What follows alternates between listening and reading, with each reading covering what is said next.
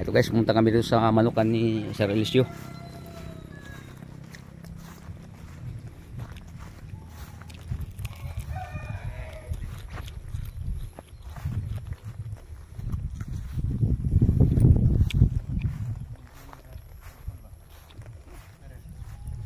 Daming manok oh.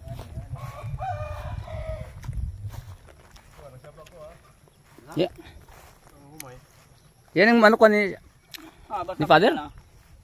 Basa kanila. Yun dito hanggang doon. Kuday no. Tarag sasawa si dato ada tumiga overnight ni dato. Dato topikas. Daya. Daya kay. Mo ni manukan ni Father? Oo. Rami-rami na rin no.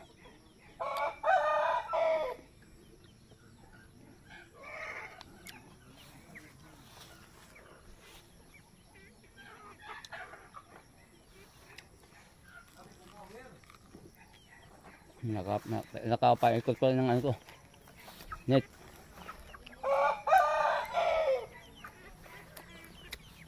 Safety, hindi makakalabas.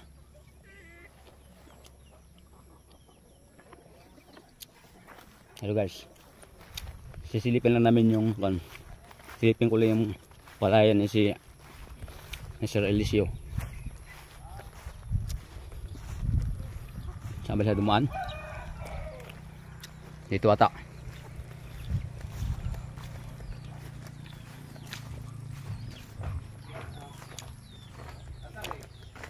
Anniversary bro.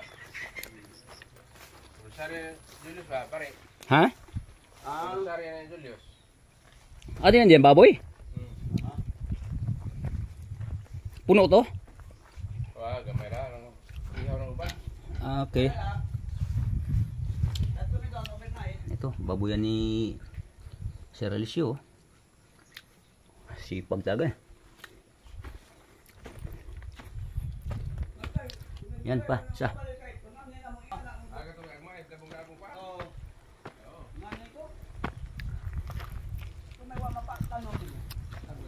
Satuan na ako ngayon guys.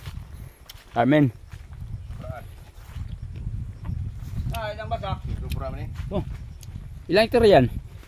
Ano 2.5. Bagaimana, laki pala no? Dan na mega overnight mi, pispan man ni jaga gilibuta saging. Yung kinukuha yung tilapia dia. Oo.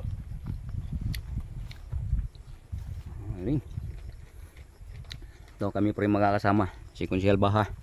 Ino at saka si Sir Eliseo dito. Umikot lang kami sa farm niya. Ito may mga sagingan. Asa unang ba na? Bye, asa makadala. Dura. Yan, fish pond.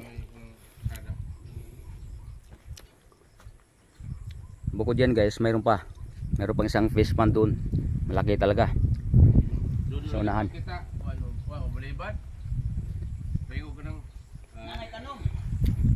Ito guys, kanila lahat tong palayan na to. Lahat na nakikita natin dito sa kanila ito.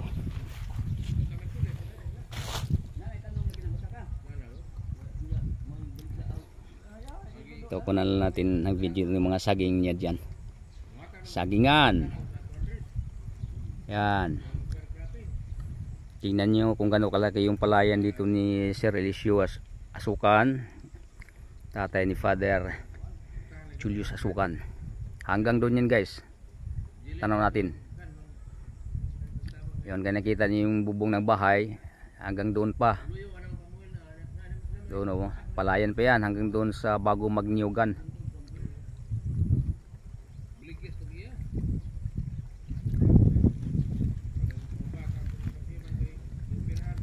Yan guys, yung may bahay diyan. Sa baba nakita na may tubig, fish pond yan. Napakaraming isda diyan guys. Maraming tilapia.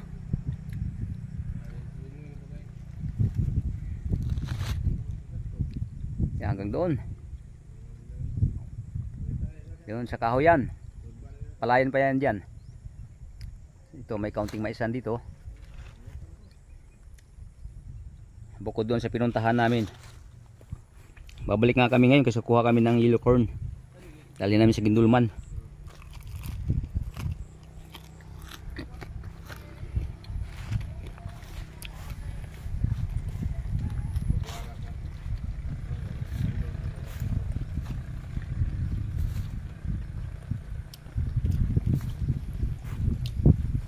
Boss, ilang hektarya yan?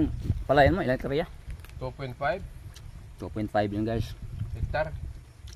2.5 hektar. hectares.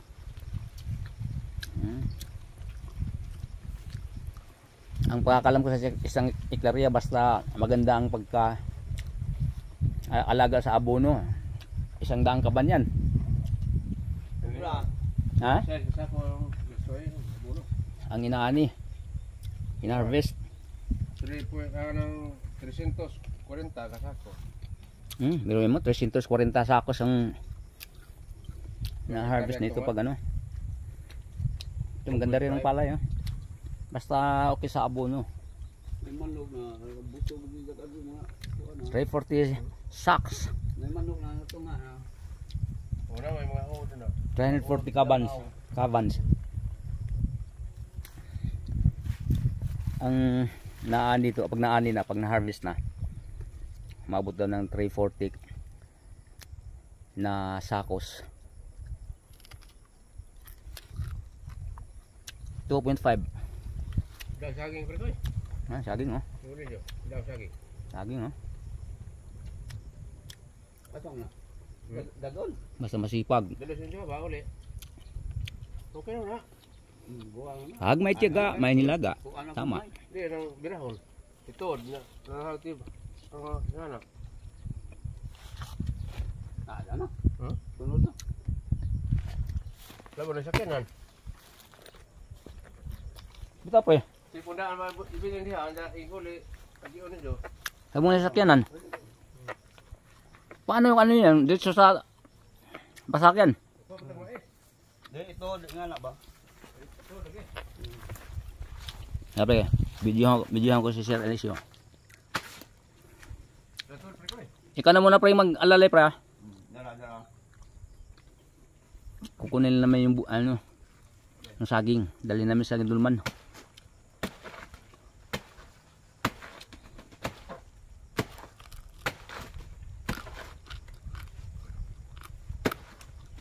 Yan, ganyan teknik tutulak niya yan dito.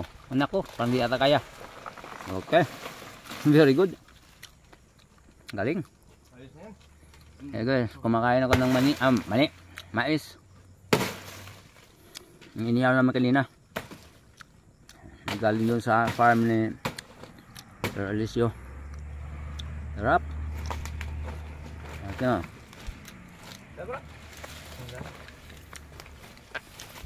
Ayun.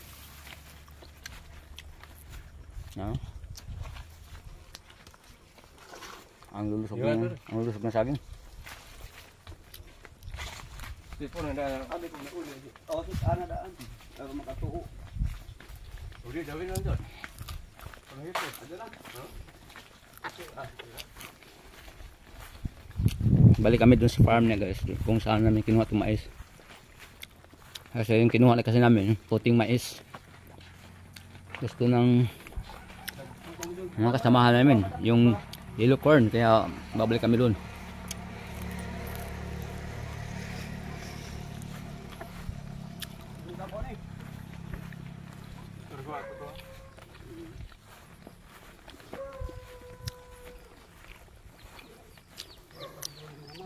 Kalabaw.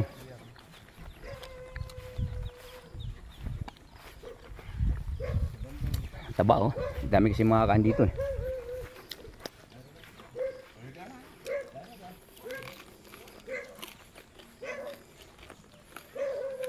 Hiwanan lang dito sa gilid, dadaanan lang namin mamaya pag uwi.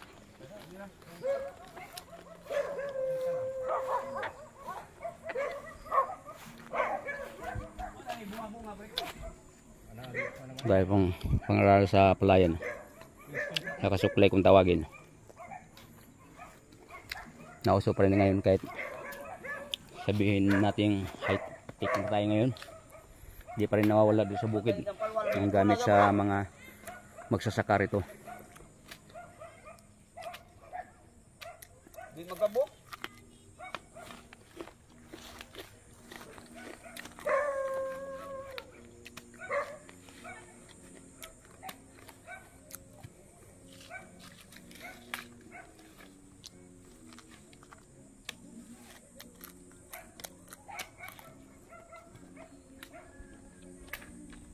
Pwede dari agion pre. Hmm. Ngadto. Ha? Pwede dari agion ngadto sa dang kuan. Pispan. Ah, okay.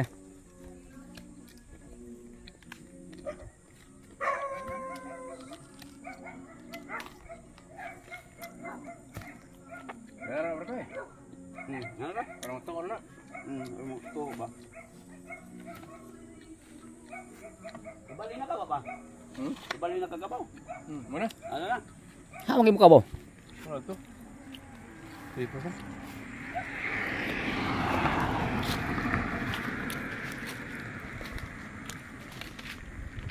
Okay, guys, bundok yan dyan. Dati mayroong first house si Father dyan. Father Julius, ngayon nasira nung bagyo. Bagyo ba nakasira? Ayan, nandito na kami sa service namin. Punta na kami sa... Papunta uli kami doon sa farm. Kuha kami ng mais.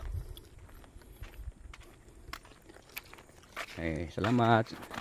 Yung panonood.